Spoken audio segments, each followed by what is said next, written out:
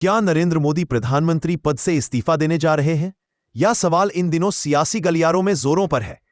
कांग्रेस नेता पवन खेड़ा का कहना है कि देश को बधाई हो, नरेंद्र मोदी और मोहन भागवत जा रहे हैं। भागवत के हालिया बयान ने इस चर्चा को और हवा दे दी है।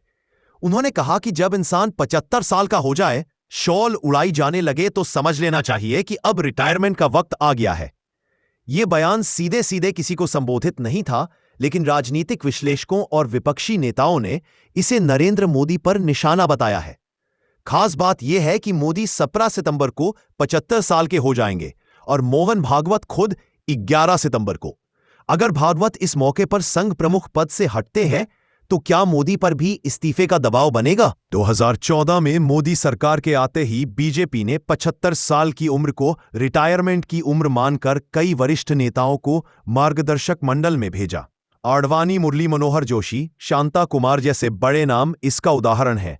आनंदीबेन पटेल, नजमा हेपतुल्ला ने भी इसी उम्र में पद छोड़े। बीजेपी अध्यक्ष रहते हुए अमित शाह ने कहा था कि 75 पार वालों को टिकट नहीं मिलेगा।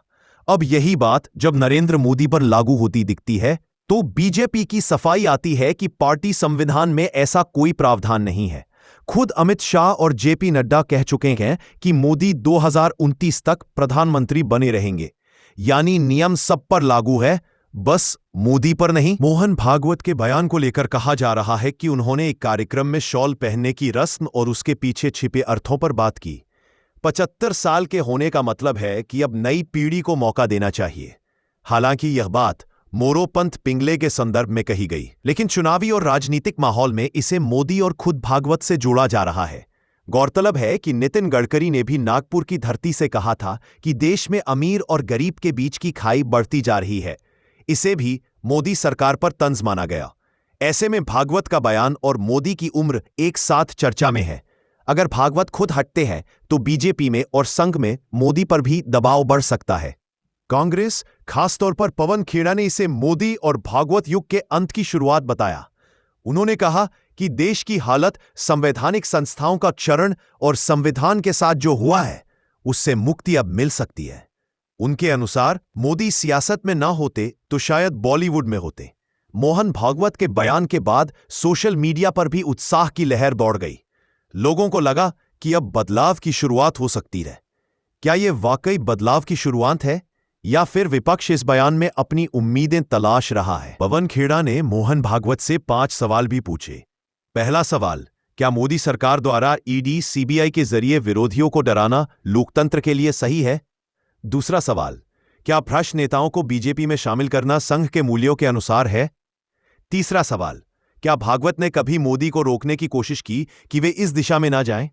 चौथा सवाल, क्या जेपी नड्डा का यह कहना कि बीजेपी को अब संघ की जरूरत नहीं, संघ का अपमान नहीं है? पांचवा और आखिरी सवाल, जब 75 की उम्र में सभी नेताओं को रिटायर किया गया तो मोदी पर यह नियम क्यों लागू नहीं होता? इन सवालों का जवाब संघ प्रमुख से मांगा गया, क्योंकि बीजेपी की विचारधारा संघ से ही निकली है।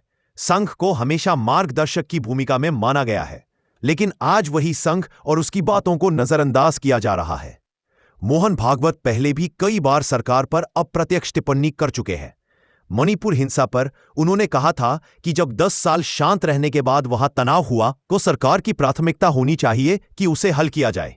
यह टिप्पणी मोदी सरकार की सुस्ती पर संकेत मानी गई। मोदी के खुद को नॉन बायोलॉजिकल कहने पर भी भागवत ने कहा था कि कुछ लोगों को भ्रम हो जाता है कि वे महामानव है। यह बात सीधा हमला नहीं थी, लेकिन संदर्भ को समझने वाले जानते हैं कि संकेत किस ओर था। अब बड़ा सवाल यह है कि क्या 11 सितंबर को मोहन भागवत इस्तीफा देंगे और क्या फिर मोदी पर सीधा दबाव पड़ेगा, या बीजेपी अब मोहन भागवत को मनाने की कोशिश करेगी ताकि वह इस्तीफा ना दें? अगर भागवत हटते हैं तो मोदी के लिए राजनीतिक तौर पर यह झटका बन सकता है। यह पूरी कहानी सत्ता के गलियारों में चल रही गहराई से जुड़ी है और यह कहना जल्दबाजी होगी कि क्या सच में बदलाव आने वाला है। लेकिन यह तय है कि 75 साल की उम्र और नेतृत्व की बहस अब सिर्फ एक नियम नहीं बल्कि एक बड़ा राजनीतिक मुद्दा बन चुकी है। अगर आपको यह वीडियो पसंद आया हो तो आपका विचार चैनल को जरूर लाइक, शेयर और सब्सक्राइब करें। आपका समर्थन ही हमारी ताकत है और आपकी जागरूकता ही बदलाव लाएगी। गुलाम मीडिया यानी गोदी मीडिया से सतर्क रहे। सिर्फ वही सुने जो सच हो और सवाल पूछने का साहस बनाए रखें। जय हिंद, जय संविधान। धन्यवाद।